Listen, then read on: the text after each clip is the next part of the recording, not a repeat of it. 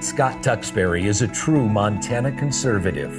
After more than 40 years in the insurance industry, Scott is ready to put his knowledge and dedication to work for insurance consumers and businesses in Montana as the next state auditor.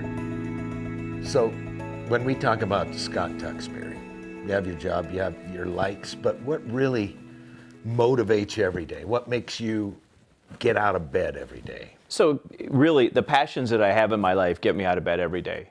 I always said if I don't have that passion, then I don't enjoy what I'm doing. And I've been very fortunate to always enjoy what I do. So I have the passions for whether it's insurance or whether it's teaching or whether it's going up to the Helena to testify in a hearing. All those things are passions for me. So that's what it's about for me.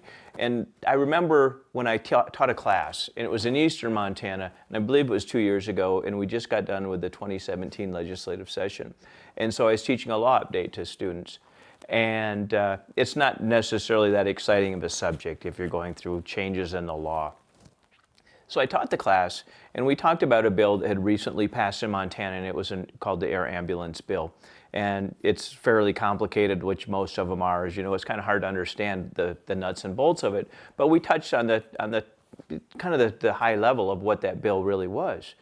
After the class, somebody came up to me and said, "Could you explain a little bit more about this bill?" And so we talked about it, and he said to me, "It's interesting because my father-in-law just got sick, and he is sitting on a $45,000 bill from an air ambulance." And I was looking at the law that had just passed, and we talked about it. And so we were able to talk to somebody within the Department of Insurance. I got him set up in the right direction, and I got a thank you note back about 30 days later. And he said that the air ambulance company ended up writing off the bill for the $45,000, and he was so grateful that he had been in the class. And you think, that's why, that's what gets me up in the morning to go through that, and you can make a difference for that person. And it made a big difference for that person's life. That's real life stuff. Yeah. That's real life stuff. That's what it's about. It is. What moment or what person tilted a scale one way that made you decide, like, who you are? What am I going to do? Who's been an influential figure? I would probably say there's two people in my life that have been there every day for all of my life, and certainly my parents, as with most people, that's certainly been a giant influence. But also my brother, who's lived in Montana for 45 years. Both of those have had a tremendous influence on my life and what I do every day. And I think I got a lot of the passion that I have from my father. And so I've learned a lot from him.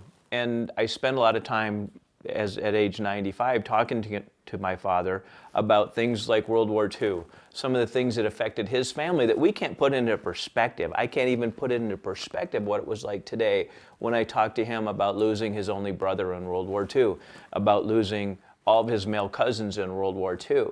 And so when we talk about like a commitment, a family commitment, that's one thing I look back on and go, my father grew up with no male cousins because they were all killed in World War II.